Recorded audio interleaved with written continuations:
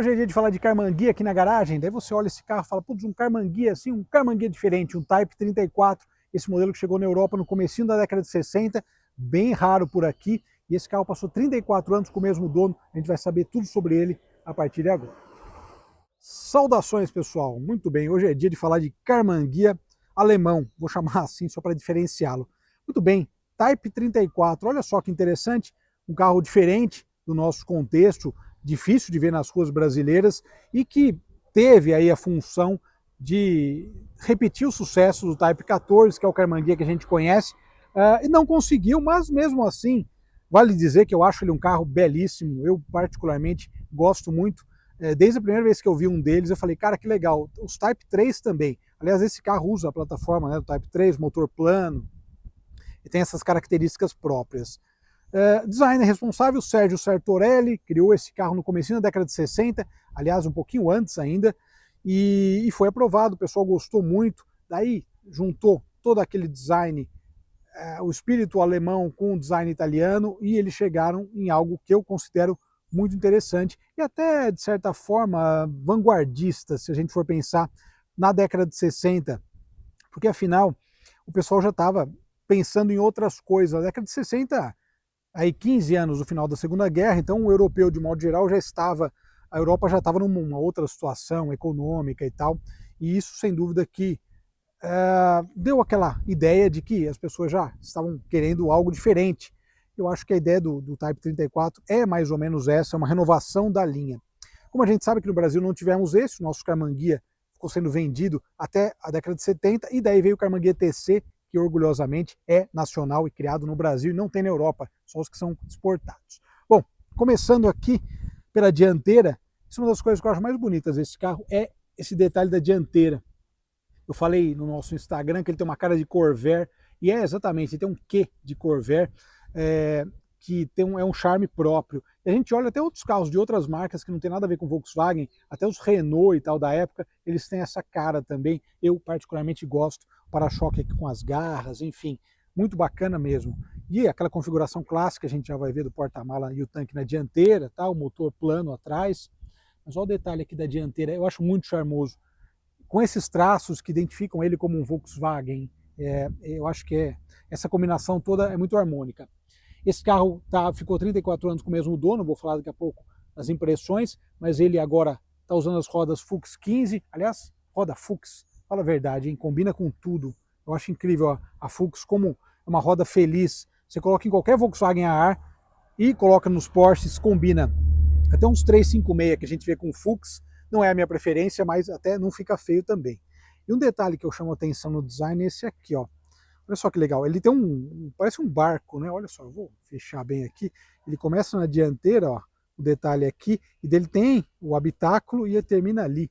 Ou seja, ele tem um design diferente, sem dúvida, do Type 14, né, o Karmann anterior, mas eu, repito, acho muito harmônico. Essa área envidraçada, tanto nas laterais quanto na traseira, cara, é muito legal.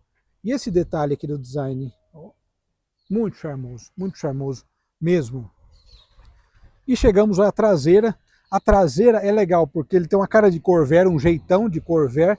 Inclusive essa parte toda aqui, ó, da parte traseira do motor, você fala, pô, deve caber uns 6 cilindros aí, né? Provavelmente. Talvez tenha aí alguém que tenha feito algum projeto assim. Mas o que é legal da traseira dele, ó, tem um quê de BMW 2002, né? Também o modelo BMW 2002 tem essa lanterninha redonda, muito charmoso. Eu acho esse carro extremamente charmoso. E a cor azul, você sabe que eu gosto de azul marinho, então ficou perfeito. Motorização 1500 ou 1600, esse aqui é um 68, e 68 trouxe uma novidade nos Fuscas e, né, no Volkswagen AR, que foi a opção do câmbio semiautomático. A gente vai falar mais sobre isso. O semiautomático que a Porsche usou também no 911, o Saxomat. Tinha curiosidade de guiar um deles, que é um carro que há algum tempo eu estou para gravar matéria com o Fusca, que tem um Saxomat, tem alguns aqui no Brasil, ele é raro também. Detalhes bacanas, olha só o interior, bem interessante. E aqui, olha só, no habitáculo, aqui lembra muito, sim, a gente vê que está num Volkswagen dos anos 60 e 70, né, com esse painel, esse detalhe do acabamento aqui, que a gente teve nos Volkswagen nacionais também, relógio.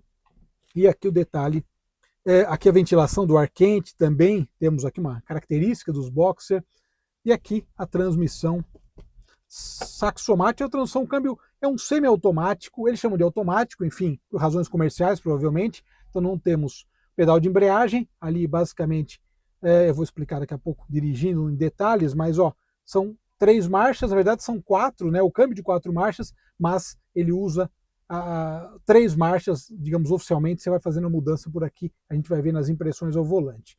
E aqui o conhecido motor plano que a gente teve aqui não só na Variant, a família Variant, mas também no SP2, outro grande carro feito no Brasil, 1,6 litro e com a dupla carburação. E aqui também, ó, depois que fechou, assim como aconteceu com a Variant, os carros dessa linha de motor plano, nós temos aí um espaço extra para colocar alguma coisa.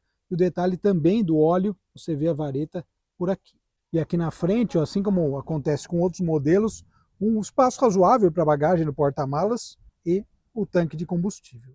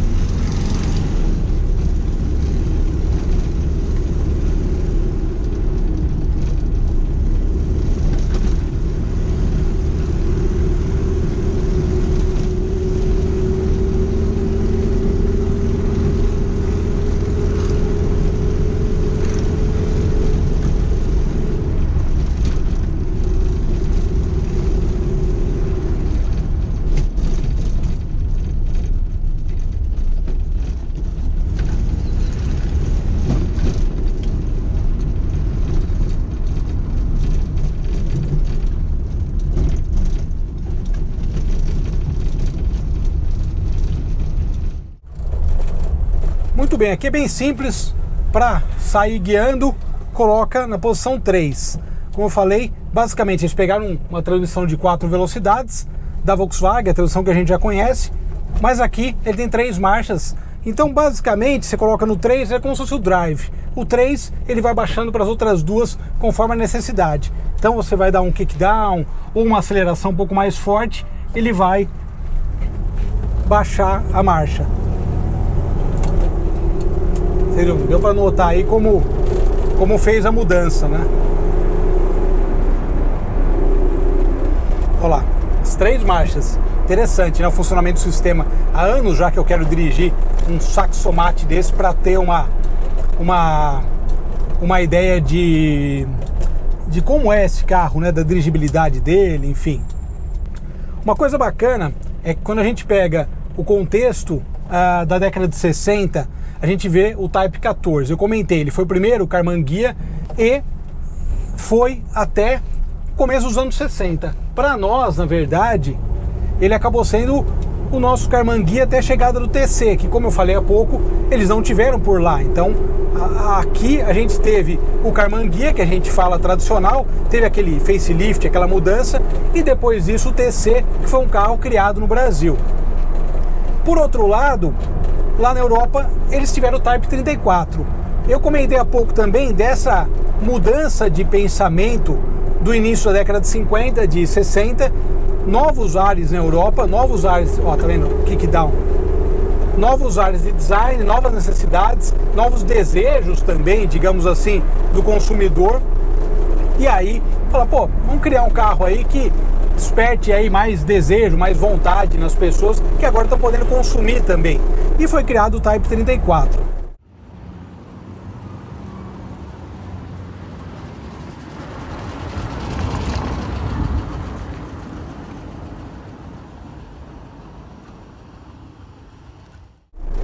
Esteticamente, mostrei os detalhes, sem dúvida nenhuma que ele é um carro muito bonito, eu acho ele bem bonito mesmo. Tem até um barulhinho aqui talvez do vidro, essa aí que o vidro desce, ele não tem a coluna aqui. Outro detalhe bacana também de design, que a gente via em carros aí mais caros, né?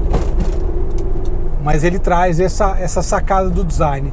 Então assim, de maneira geral, ele foi um carro que surgiu num momento bastante próprio e, repito, a questão do design, a dirigibilidade dele também, daí já é muito parecido com o Karmann-Ghia, inclusive o centro de gravidade mais baixo. Esses carros que são pequenos, né, compactos, eles são legais de andar. Mas uma característica interessante, então falando aí novamente do contexto no qual ele foi criado, é que a ideia foi justamente algo novo, tanto que ele custava o dobro de um Fusca.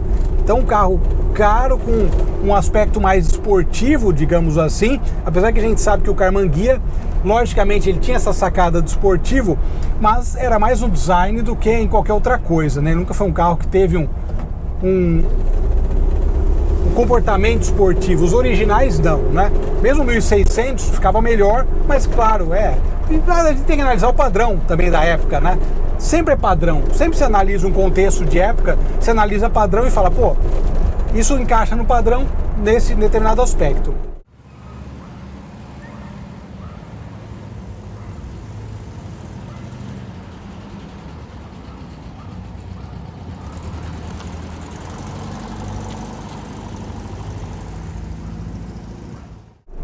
E daí, em 68, chegou a criação, a grande ideia que eles tiveram para o Fusca, que foi justamente essa transmissão semiautomática de 3 marchas. Então é uma transmissão,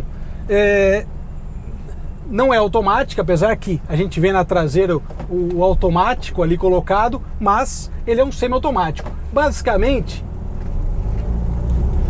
ele é uma transmissão que trabalha sem embreagem, digo, o pedal de embreagem, mas a embreagem está atuando ali. Então, qual que é a sacada?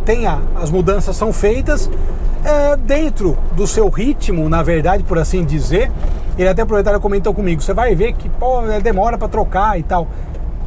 Demora, sem dúvida. Se você pegar um carro desse com uma transmissão manual de 4 velocidades, é claro que é outra sacada.